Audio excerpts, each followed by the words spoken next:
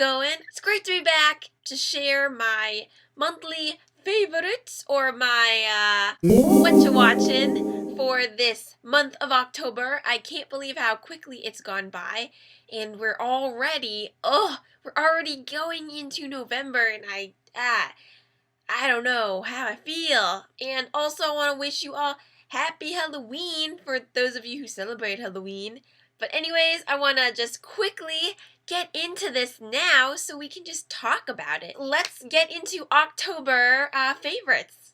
So the way I'm going to do this is I'm going to go in order as to how each show premiered.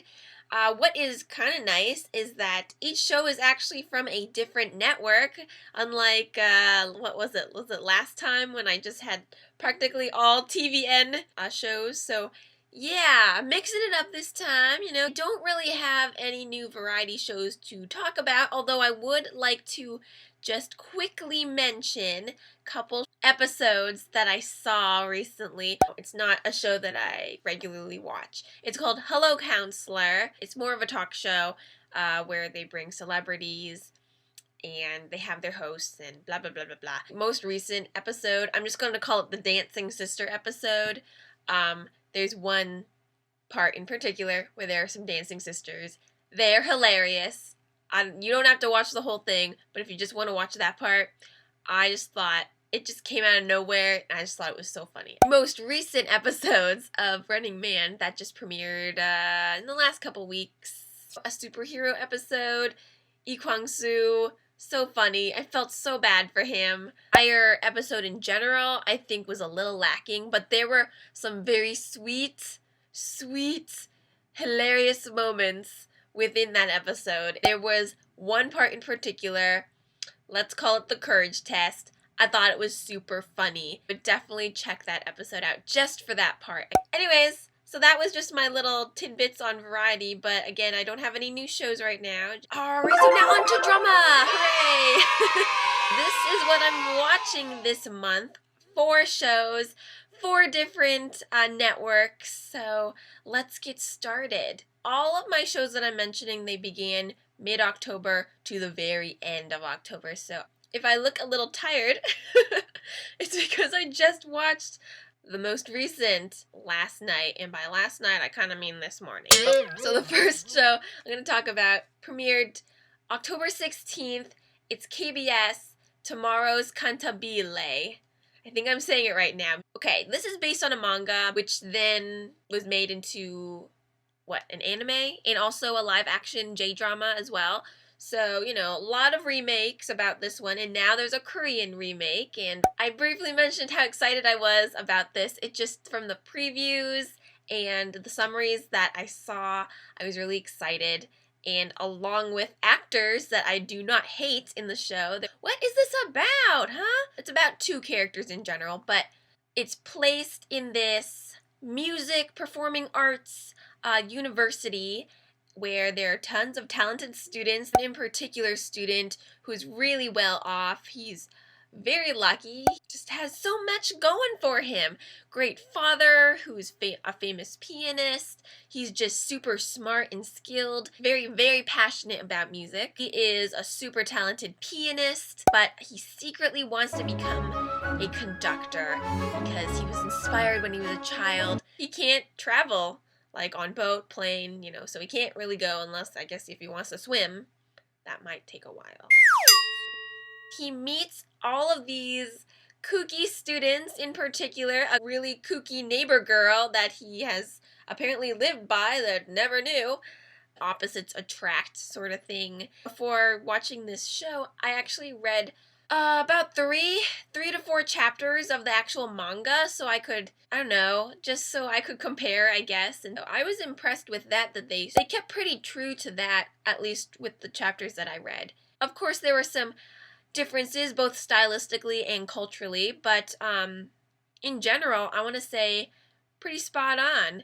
Now, I do want to say that the girl character is as close as she can be to the comic character, who is kind of off the wall, crazy, kooky, yeah, crazy. Still being really silly and crazy, but this is actually toned down for the story and characters. So I've seen half of the episodes that have already premiered, so I've only seen 3, and I'm keeping an open mind. I love a lot of the characters and actors that are in this show. Just a lot of actors that you may recognize from other shows like Flower Boy Next Door, Reply 1997, Good Doctor. Alright, so tomorrow's CANTABILE.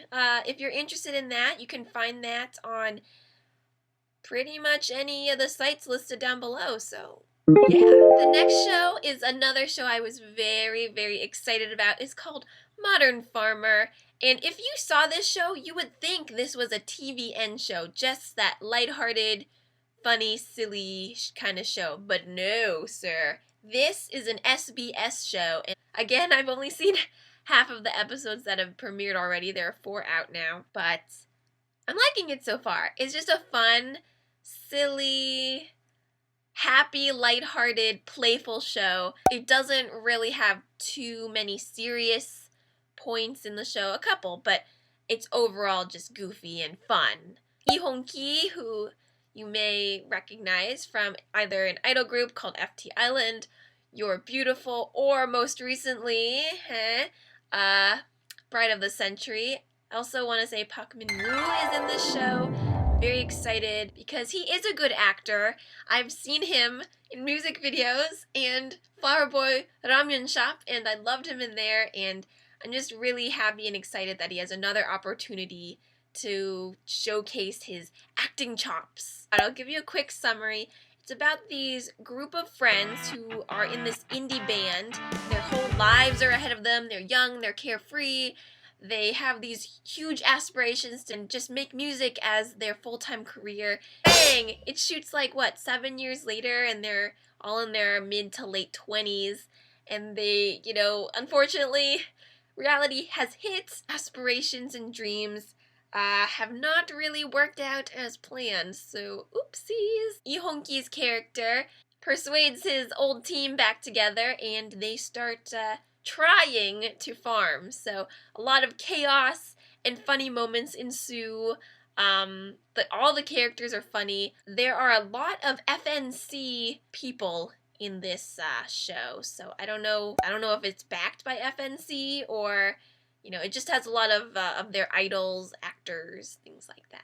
Anyways, I'm enjoying the show, and it's just a really fun, brighten up your day kind of show. I think everyone should check it out, or at least one episode. The next show that I'm going to talk about is now a TVN show. It's called Liar Game, and I love it. It has one of my favorite actresses. Her name is Kim So-eun.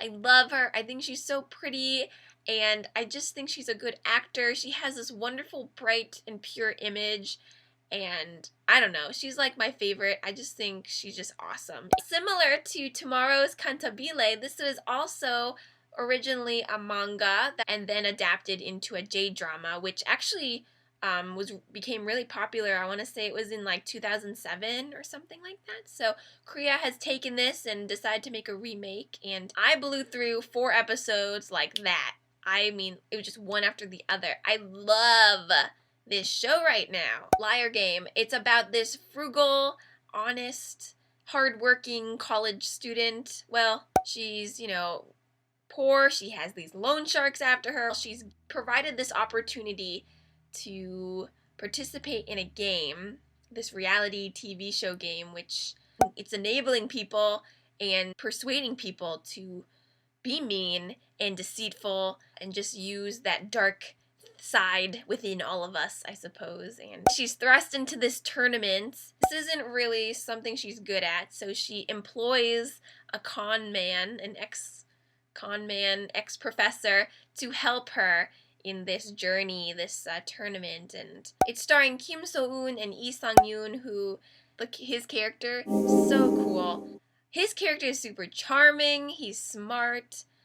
Woo! Like, you're gonna fall for him. I'm really loving it. It has some, I don't know, it's not super intense and super dark, but it's intriguing, it's super suspenseful, it makes you want to watch more and more and just learn more about these characters and just unraveling them like onions. And so I'm like anticipating episode 5. I probably won't be able to watch this on Drama Fever, but any of the other hosting sites, I think you'll be able to find this show on there, and I would recommend it. It's fun. I love it. I wish her character wasn't, like, kind of stupid, but I really like it. So, yeah, watch it. Last but not least, I'm gonna talk about Pride and Prejudice. I literally just watched one episode last night, so it's pretty fresh still.